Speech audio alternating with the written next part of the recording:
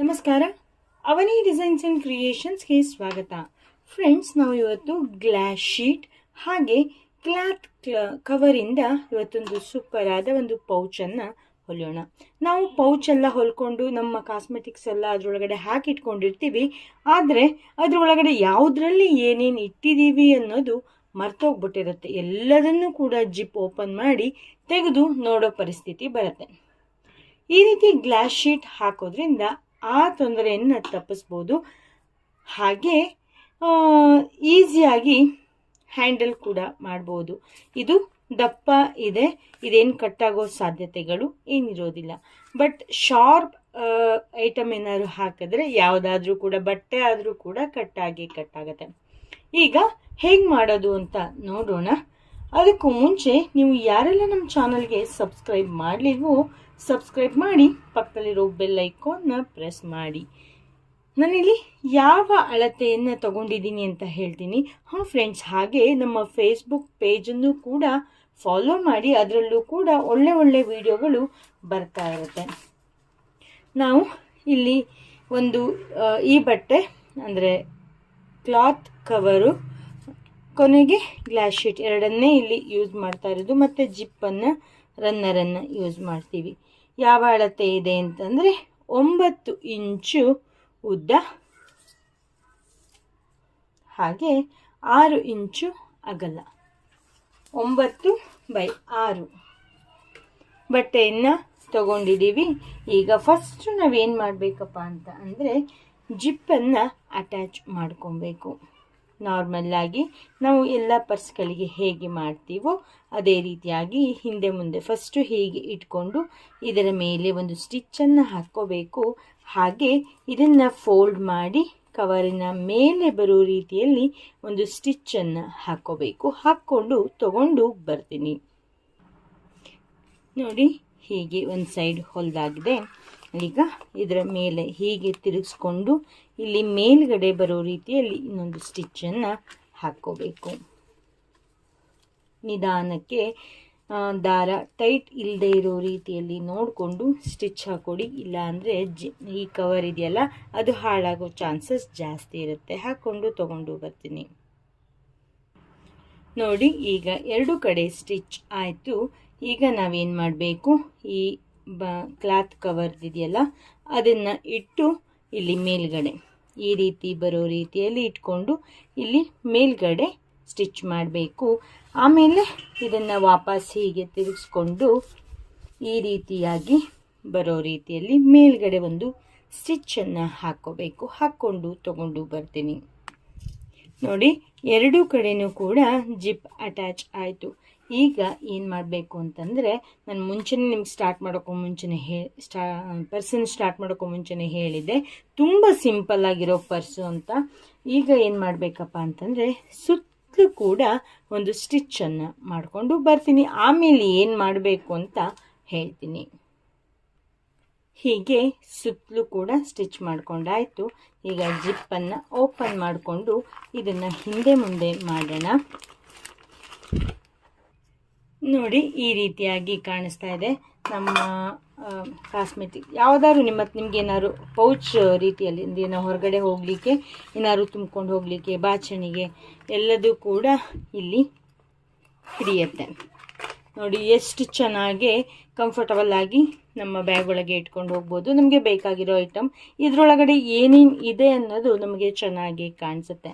Friends, ನಾನು ಇವತ್ತು super ಆದ ಒಂದು ಪೌಚನ್ನು ತೋರಿಸ್ತಿದ್ದೀನಿ. ಯಾವುದಕ್ಕೆ ನಾನು ಇವತ್ತು ಪೌಚನ್ನು ಹೊಲಿತಾ ಇದ್ದೀನಿ ಅಂತಂದರೆ, ಟ್ಯಾಬ್ ಇರುತ್ತಲ್ಲ, ಟ್ಯಾಬಿಗೆ ನಾನಿವತ್ತೊಂದು ಪೌಚನ್ನು ಹೊಲಿತಿದ್ದೀನಿ.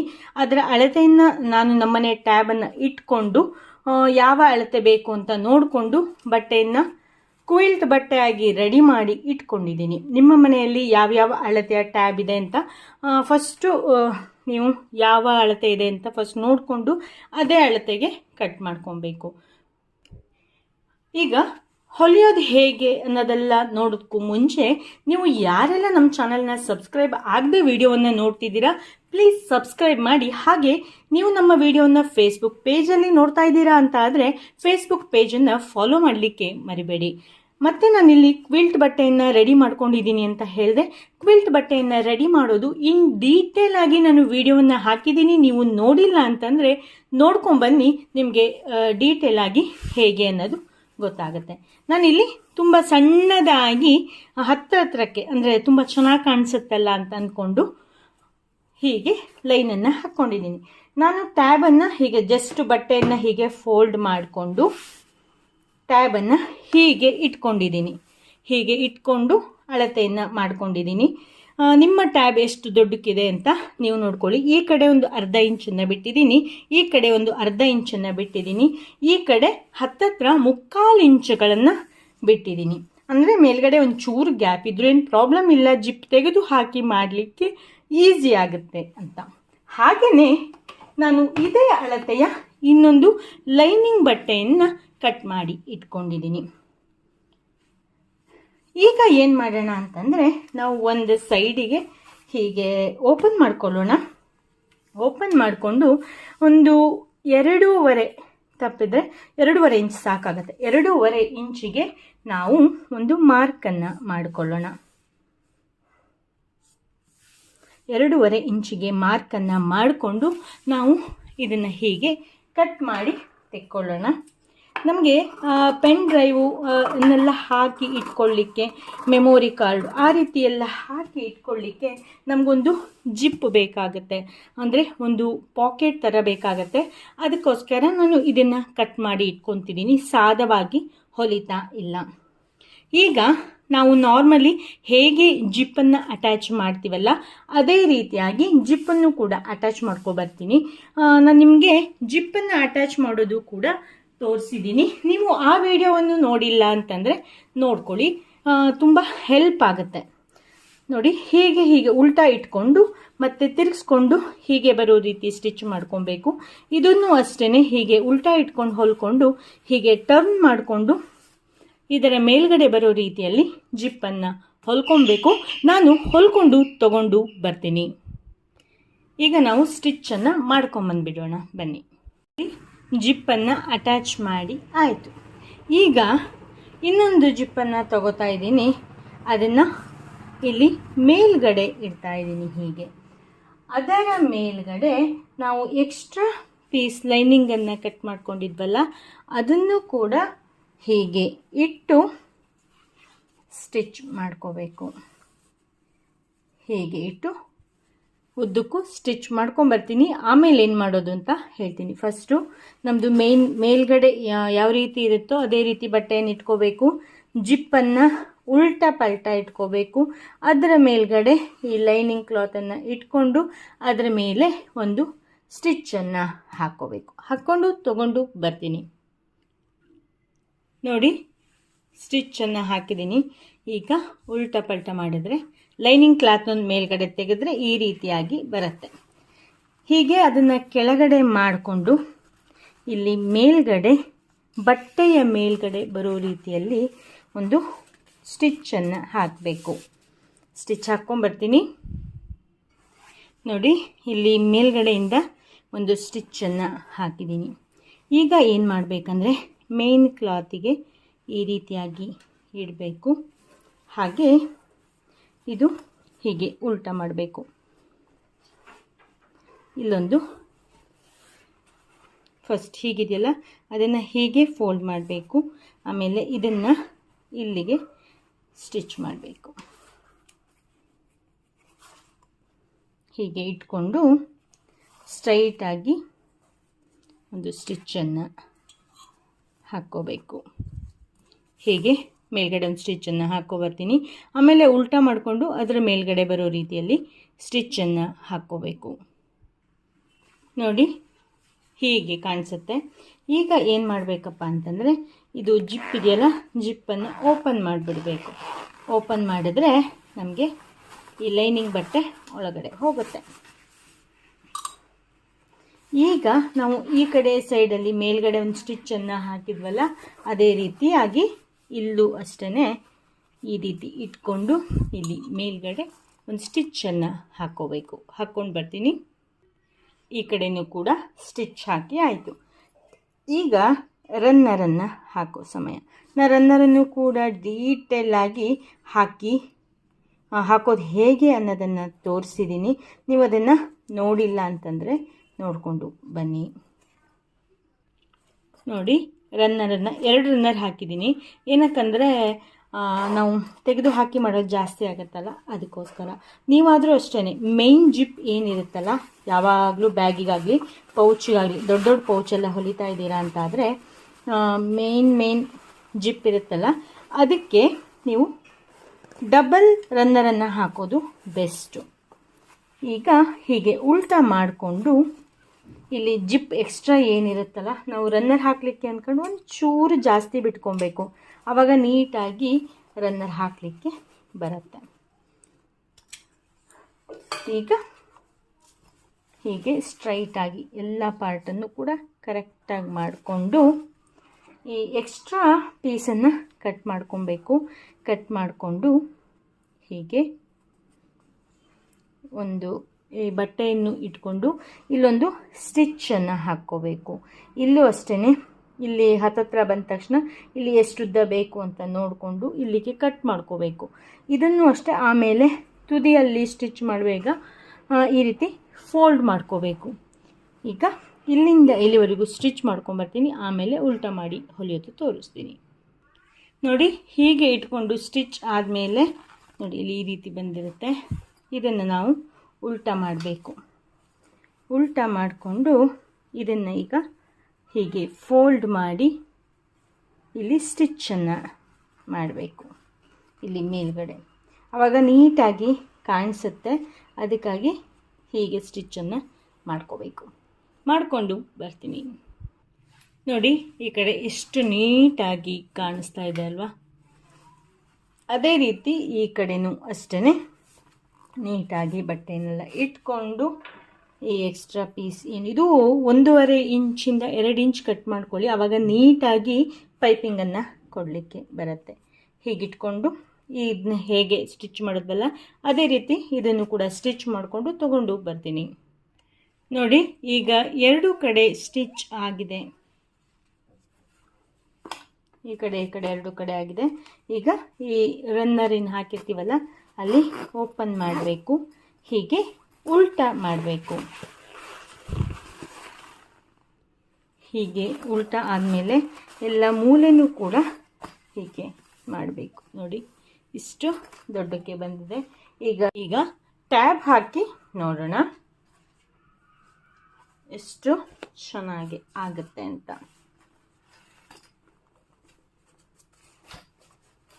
ಕರೆಕ್ಟ್ ಫಿಟ್ಟಿಂಗ್ ಇದೆ ಟ್ಯಾಬಿಗೆ. ಅಂದರೆ ಹೀಗೆ ಟೈಟ್ ಆಗಿದ್ರೇ ಚೆನ್ನಾಗಾಗುತ್ತೆ. ಒಟ್ಟು ಹಾಕಕ್ಕೆ ಬರಬೇಕು, ತುಂಬ ಟೈಟ್ ಆಗಿರಬಾರ್ದು. ನಾರ್ಮಲ್ ಕರೆಕ್ಟಾಗಿ ಇದೆ. ನೋಡಿ ಎಷ್ಟು ಪರ್ಫೆಕ್ಟಾಗಿ ಇದೆ ಫ್ರೆಂಡ್ಸ್. ಇಲ್ಲೂ ಅಷ್ಟೇ, ನಾವು ನಮ್ಮ ಪೆನ್ ಡ್ರೈವ್ ಆಗಿರ್ಬೋದು, ಏನೋ ಒಟ್ಟು ಟ್ಯಾಬಿಗೆ ಸಂಬಂಧಪಟ್ಟಿರೋದನ್ನು ಇಲ್ಲಿ ಹಾಕ್ಕೊಬೋದು, ಈಸಿಯಾಗಿ ಇಟ್ಕೊಬೋದು. ಎಷ್ಟು ಚೆನ್ನಾಗಾಯಿತು ಅಲ್ವಾ ಫ್ರೆಂಡ್ಸ್? ಟ್ಯಾಬನ್ನು ಕೂಡ ಭದ್ರವಾಗಿ ಚೆನ್ನಾಗಿ ಇರುತ್ತೆ. ಎಷ್ಟು ಚೆನ್ನಾಗಾಯ್ತಲ್ವಾ ಫ್ರೆಂಡ್ಸ್? ಸುಮಾರು ಜನ ಕೇಳಿದ್ರಿ ಸ್ಯಾರಿ ಪೌಚನ್ನು ಹೇಗೆ ಜಿಪ್ ಹಾಕದೆ ಹೊಲಿಬಹುದು ಅಂತ. ಜಿಪ್ ನಮ್ಮ ಹತ್ರ ಇಲ್ಲ, ಏನು ಮಾಡಬೇಕು ಅಂತ. ಜಿಪ್ ಹಾಕದೆ ಹೊಲಿಬೋದು ಅನ್ನೋದಕ್ಕಿಂತ ಜಿಪ್ ನಮ್ಮ ಹತ್ರ ಇಲ್ಲ, ಆವಾಗ ನಾವು ಸ್ಯಾರಿ ಪೌಚ್ಗಳನ್ನು ಹೇಗೆ ಹೊಲ್ಕೊಬೋದು ಅನ್ನೋದನ್ನು ಸುಮಾರು ಜನ ಕೇಳಿದ್ರಿ. ನಾನು ಅದಕ್ಕಾಗಿ ಇವತ್ತು ಜಿಪ್ಪನ್ನು ಹಾಕದೆ ಹೇಗೆ ಸೀರೆ ಪೌಚನ್ನು ಹೊಲಿಬೇಕು ಅನ್ನೋದನ್ನು ತೋರಿಸ್ತೀನಿ. ನಾನು ಆಲ್ರೆಡಿ ಇಲ್ಲಿ ಲೈನಿಂಗ್ ಬಟ್ಟೆಯನ್ನು ಅಟ್ಯಾಚ್ ಮಾಡಿ ಇಟ್ಕೊಂಡಿದ್ದೀನಿ. ಈಗ ಸ್ಟಾರ್ಟ್ ಮಾಡೋಕ್ಕೂ ಮುಂಚೆ ಯಥಾ ಪ್ರಕಾರವಾಗಿ ಹೇಳೋ ರೀತಿಯಾಗಿ ನೀವು ಯಾರೆಲ್ಲ ನಮ್ಮ ಚಾನಲ್ಗೆ ಸಬ್ಸ್ಕ್ರೈಬ್ ಆಗಲಿಲ್ವೋ ಸಬ್ಸ್ಕ್ರೈಬ್ ಮಾಡಿ, ಪಕ್ಕದಲ್ಲಿರೋ ಬೆಲ್ ಐಕಾನ್ನ ಪ್ರೆಸ್ ಮಾಡಿ. ಹಾಗೆ ನೀವಿನ್ನೂ ನಮ್ಮ ಮಾರಂಗೋಲಿ ಮತ್ತು ಅವನಿ ಆಲ್ ಇನ್ ಒನ್ ನೀವಿನ್ನೂ ಸಬ್ಸ್ಕ್ರೈಬ್ ಆಗಲಿಲ್ಲ ಅಂತಂದರೆ ಪ್ಲೀಸ್ ಸಬ್ಸ್ಕ್ರೈಬ್ ಮಾಡಿ. ಹಾಗೆ ನಮ್ಮ ಫೇಸ್ಬುಕ್ ಪೇಜ್ ಅವನಿ ಡಿಸೈನ್ಸ್ ಕಿಚನ್ ರಂಗೋಲಿ ಅದನ್ನು ಕೂಡ ಫಾಲೋ ಮಾಡಿ ಅಂತ ಹೇಳ್ತಾ ಇವತ್ತಿನ ವಿಡಿಯೋವನ್ನು ಸ್ಟಾರ್ಟ್ ಮಾಡೇ ಬಿಡೋಣ ಬನ್ನಿ ಫ್ರೆಂಡ್ಸ್. ನಾನಿಲ್ಲಿ ಆಲ್ರೆಡಿ ಲೈನಿಂಗನ್ನು ಅಟ್ಯಾಚ್ ಮಾಡಿ ಇಟ್ಕೊಂಡಿದ್ದೀನಿ. ಯಾವ ಅಳತೆಯನ್ನು ತಗೋತಾ ಇದ್ದೀನಿ ಅನ್ನೋದನ್ನು ಹೇಳ್ತೀನಿ. ಫಸ್ಟಿಂದ ಲಾಸ್ಟ್ವರೆಗೂ ಕೂಡ ತೋರಿಸ್ತೀನಿ ಫ್ರೆಂಡ್ಸ್. ಪೂರ್ತಿ ಬಟ್ಟೆ ಕಾಣಿಸೋದೇ ಇಲ್ಲ, ಪೂರ್ತಿ ಬಟ್ಟೆ ತೋರಿಸಲೇ ಇಲ್ಲ ಅಂತ ಕಾಮೆಂಟ್ ಮಾಡಬೇಡಿ. ನೋಡಿ, ಇಲ್ಲಿಂದ ಸ್ಟಾರ್ಟ್ ಮಾಡಿದ್ದೀನಿ. ಹೀಗೆ ಹೀಗೆ ಉದ್ದಕ್ಕೂ ಬಂದು 30.25 ಇಂಚು ಇದೆ.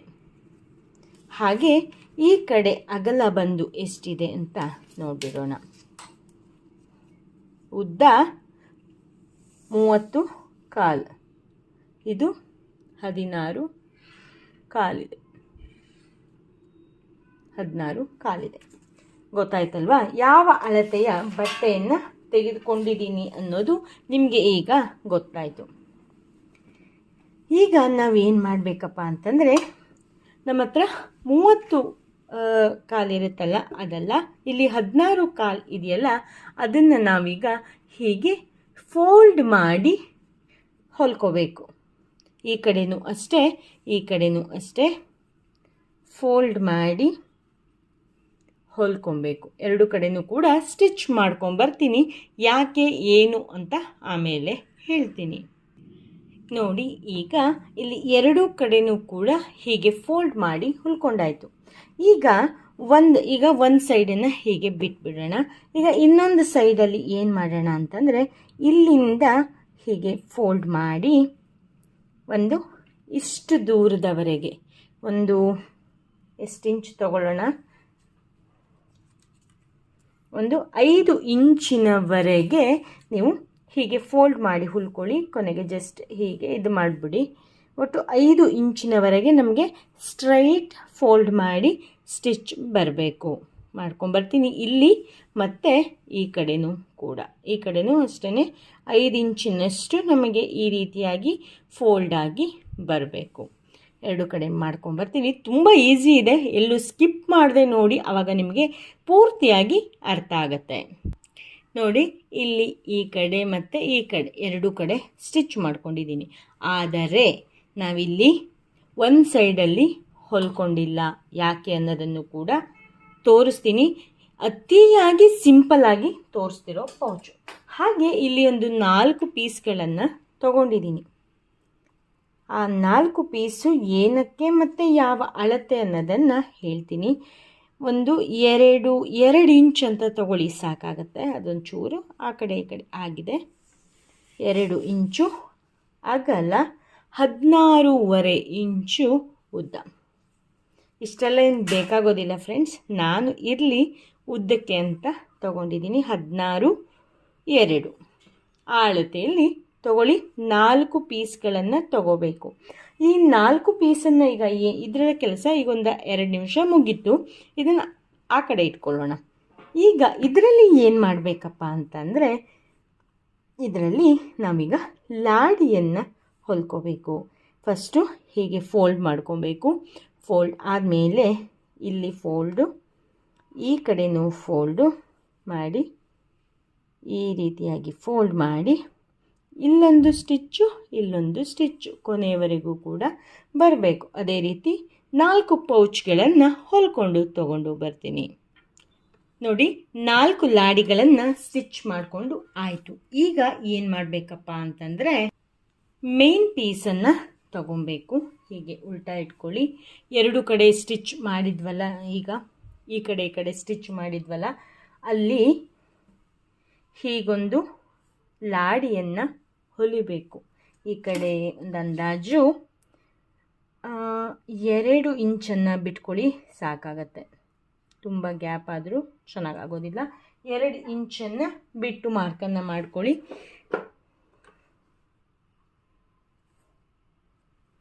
ಎರಡು ಇಂಚಿಗೆ, ಈ ಕಡೆಯೂ ಅಷ್ಟೇ 2 ಇಂಚಿಗೆ ನಾವು ಮಾರ್ಕನ್ನು ಮಾಡ್ಕೋಬೇಕು.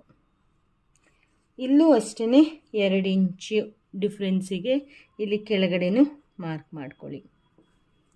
ಆವಾಗ ನಮಗೆ ಕರೆಕ್ಟಾಗಿ ಹೊಲಿದಿರೋದು ಸರಿಯಾಗಿ ಬರುತ್ತೆ. ಈಗ ನಾವೇನು ಮಾಡಬೇಕಂದ್ರೆ, ಇದೆಯಲ್ಲ ನಾವಿಲ್ಲಿ ಮಾರ್ಕನ್ನು ಮಾಡಿದ್ದೀವಲ್ಲ, ಅಲ್ಲಿಗೆ ನಾವು ಹೀಗೆ ಸ್ಟಿಚ್ಚನ್ನು ಹಾಕಬೇಕು. ಇಲ್ಲೊಂದು, ಹಾಗೆ ಇನ್ನೊಂದು ದಾರವನ್ನು ತಗೊಂಡು ಹೀಗೆ ಇಲ್ಲೊಂದು ದಾರವನ್ನು ಹಾಕಬೇಕು, ಇಲ್ಲೊಂದು ದಾರವನ್ನು ಹಾಕಬೇಕು. ಹಾಕ್ಕೊಂಡು ಬರ್ತೀನಿ, ಸ್ಟಿಚ್ ಮಾಡ್ಕೊಂಬರ್ತೀನಿ. ಅಂದರೆ ಸ್ಟಿಚ್ ಮಾಡ್ಕೊಂಬರ್ತೀನಿ. ಆಮೇಲೆ ಏನು ಮಾಡೋದು ಅಂತ ಹೇಳ್ತೀನಿ. ನೋಡಿ ಇಲ್ಲಿ ನೋಡಿ ಇಷ್ಟು ನಾನು ಮೇಲ್ಗಡೆವರೆಗೂ ಕೂಡ ಸ್ಟಿಚ್ ಮಾಡಿಲ್ಲ, ಇಲ್ಲೂ ಅಷ್ಟೇ ಹೀಗೆ ಇಲ್ಲಿಗೆ ಪೂರ್ತಿ ರಬ್ಬಾಗಿ ನೋಡಿ ಇಲ್ಲಿ ಕಾಣಿಸ್ತಾ ಇದೆಯಲ್ಲ, ರಬ್ಬಾಗಿ ಸ್ಟಿಚ್ಚನ್ನು ಮಾಡ್ಕೊಂಡಿದ್ದೀನಿ, ಎರಡು ಕಡೆ ಬಿಟ್ಟು ಹೋಗಬಾರ್ದು ಅಂತ. ಹಾಗೆ ಇಲ್ಲಿ ನಾವು ಒಳಗಡೆ ಹಾಕ್ಕೊಂಡಿದ್ದೀವಿ, ಇಲ್ಲಿ ಈ ಕಡೆ ಪೀಸಲ್ಲಿ ಇಲ್ಲಿ ನಾವು ಹೊರಗಡೆ ಸ್ಟಿಚ್ಚನ್ನು ಮಾಡ್ಕೊಬೇಕು. ಈಗ ನಾವಿಲ್ಲಿ ಏನು ಮಾಡೋಣ ಅಂತಂದರೆ, ಈಗ ನಾವು ನೋಡಿ ಈ ರೀತಿ ಅಡ್ಡವಾಗಿ ಇಟ್ಕೊಂಡಿದ್ದೀನಿ, ಇದು ನಮಗೆ ಇದಿಷ್ಟು ಇಲ್ಲಿ ಎಕ್ಸ್ಟ್ರಾ ಏನು ಕಾಣಿಸ್ತಿದೆಯಲ್ಲ ಅದು ಸ್ಟಿಚ್ಚಿಂಗಲ್ಲಿ ಹೋಗಿಬಿಡತ್ತೆ. ಅದಕ್ಕಾಗಿ ನಾವು ಈ ಎಂಡ್ ಇದೆಯಲ್ಲ, ಆ ಎಂಡಿಂದನೇ ನಾವು 2 ಇಂಚಿಗೆ ಫಸ್ಟು ಮಾರ್ಕ್ ಮಾಡ್ಕೊಬೇಕು. ಆ ಕಡೆನೂ ಅಷ್ಟೇ, ಈ ಕಡೆನೂ ಅಷ್ಟೇ 2 ಇಂಚಿಗೆ ಮಾರ್ಕ್ ಮಾಡ್ಕೊಬೇಕು. ಹಾಗೆ ಕೆಳಗಡೆ ನಾವಿಲ್ಲಿ 2 ಇಂಚನ್ನು ಇಟ್ಟಿದ್ವಿ, 2 ಇಂಚು ಉದ್ದ 2 ಇಂಚು ಅಗಲ ಇಟ್ಟಿದ್ವಿ, ಇಲ್ಲಿ 2 ಇಂಚು ಅಗಲ, ಹಾಗೆ 3 ಇಂಚು ಉದ್ದ, 3 ಇಂಚು ಉದ್ದಕ್ಕೆ ನಾವು ಇಲ್ಲಿ ಮಾರ್ಕನ್ನು ಮಾಡಬೇಕು. ಅಂದರೆ ಸ್ವಲ್ಪ ಕೆಳಗಡೆ ಬರಬೇಕು, ಯಾಕೆಂದರೆ ನಮ್ಗೆ ಆವಾಗ ಮಾರ್ಕ್ ಅಂದರೆ ಸ್ಟಿಚ್ ಮಾಡಿದ್ದು ಇಲ್ಲಿದ್ದ ಬಟ್ಟೆ ಇಲ್ಲಿಗೆ ಎಲ್ಲ ಕರೆಕ್ಟಾಗಿ ಆಗುತ್ತೆ. ಇಲ್ಲಿ ಈಗ ನಾವೇನು ಮಾಡಬೇಕು, ಇಲ್ಲಿ ಹೇಗೆ ಇಷ್ಟನ್ನೇ ಹೇಗೆ ಸ್ಟಿಚ್ ಮಾಡ್ಕೊಂಡಿದ್ದೀವಲ್ಲ, ಇಲ್ಲೂ ಅಷ್ಟೇ ಅಷ್ಟನ್ನೇ ನಾವಿಲ್ಲಿ ಸ್ಟಿಚ್ಚನ್ನು ಮಾಡ್ಕೋಬೇಕು. ಇಲ್ಲಿ ಎರಡು ಕಡೆಯೂ ಕೂಡ ಸ್ಟಿಚ್ ಮಾಡ್ಕೊಂಬರ್ತೀನಿ, ಆಮೇಲೆ ಫಿನಿಶಿಂಗ್ ಹೇಗೆ ಅಂತ ತೋರಿಸ್ತೀನಿ.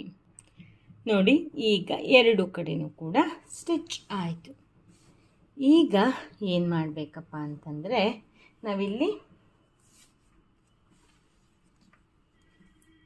ಎಷ್ಟು ಇಂಚು, 5 ಇಂಚು ಅಥವಾ 4.5 ಇಂಚ್ ಸಾಕಾಗುತ್ತೆ, 4.5 ಇಂಚಿನವರೆಗೆ ಒಂದು ಮಾರ್ಕನ್ನು ಹಾಕ್ಕೊಳ್ಳೋಣ. 2 ಕಡೆಯೂ ಕೂಡ 4.5 ಇಂಚನ್ನು ಹಾಕ್ಕೊಳ್ಳಿ. ಹಾಗೆ ಈ ಕಡೆ ಪೀಸ್ ಏನಿದೆಯಲ್ಲ, ಈ ಒಳಗಡೆ ಲಾಡಿ ಎಲ್ಲ ಒಳಗಡೆ ಹಾಕ್ಕೊಳ್ಳಿ. ಸ್ಟಿಚ್ಚಿಂಗಲ್ಲಿ ಬಂದರೆ ಮತ್ತೆ ಇದಾಗ್ಬಿಡುತ್ತೆ. ಈಗ ಕರೆಕ್ಟಾಗಿ ಹೀಗೆ ಇಟ್ಕೊಂಡು ಹೀಗೆ ಇಲ್ಲಿಂದ ಹಿಡಿದು ಇಲ್ಲಿವರೆಗೂ ಡಬಲ್ ಸ್ಟಿಚ್ಚನ್ನು ಮಾಡ್ಕೊಬೇಕು. ಈ ಕಡೆಯೂ ಮಾಡ್ಕೊಬೇಕು, ಹಾಗೆ ಈ ಕಡೆಯೂ ಕೂಡ ಮಾಡ್ಕೊಬೇಕು. 2 ಕಡೆ ಸ್ಟಿಚ್ ಮಾಡ್ಕೊಂಬರ್ತೀನಿ, ಆಮೇಲೆ ಏನು ಕತೆ ಅಂತ ಹೇಳ್ತೀನಿ. ನೋಡಿ ಈಗ ಸ್ಟಿಚ್ ಮಾಡ್ಕೊಂಬಂದು ಆಯಿತು. ಈಗ ಇಲ್ಲಿ ಏನು ಎಕ್ಸ್ಟ್ರಾ ಬಟ್ಟೆ ಇದೆಯಲ್ಲ ಅದನ್ನು ನಾವೀಗ ಕಟ್ ಮಾಡ್ಕೊಬೇಕು. ನೋಡಿ ಈಗ 2 ಕಡೆಯೂ ಕೂಡ ಅಲ್ಲಿ ಎಕ್ಸ್ಟ್ರಾ ಏನು ಬಟ್ಟೆ ಕಾಣಿಸ್ತಾ ಇತ್ತಲ್ಲ ಅದನ್ನ ಕಟ್ ಮಾಡ್ಕೊಂಡಾಯಿತು. ಈಗ ಇದನ್ನು ನಾವು ಹಿಂದೆ ಮುಂದೆ ಮಾಡ್ಕೊಂಬಿಡೋಣ. ನೀಟಾಗಿ ಇದನ್ನು ಆ ಕಡೆ ಈ ಕಡೆ ಹಿಂದೆ ಮುಂದೆ ಮಾಡ್ಕೊಳ್ಳಿ.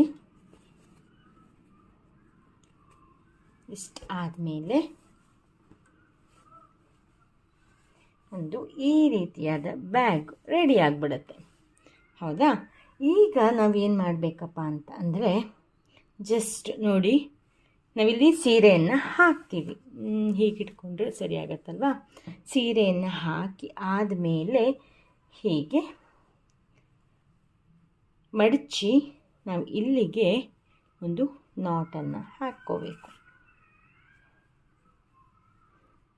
ಹೀಗೆ 2 ಗಂಟನ್ನು ಹಾಕಿ ಇಟ್ಕೊಂಡ್ಬಿಟ್ರೆ ನೋಡಿ ಇದು ಈ ರೀತಿಯಾಗಿ ಕಾಣಿಸುತ್ತೆ. ಈ ಕಡೆಯೂ ಕೂಡ ನಾಟ್ ಹಾಕ್ಕೊಂಬಿಡೋಣ, ಆವಾಗ ನೀಟಾಗಿ ಕಾಣಿಸುತ್ತೆ.